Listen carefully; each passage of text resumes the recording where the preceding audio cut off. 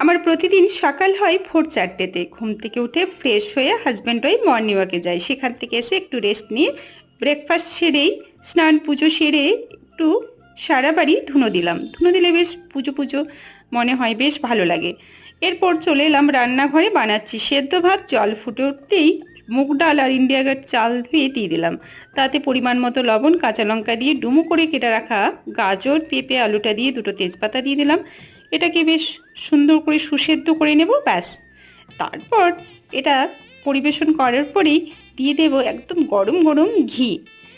এই ভাপোটা, এই সেদ্ধ ভাতে একটু গাওয়া ঘি দিলে ভীষণ ভালো লাগে খেতে। এটা আমি ভীষণ ভালোবাসি আর খুব সহজে বানানো যায়, একটা হেলদি খাবার।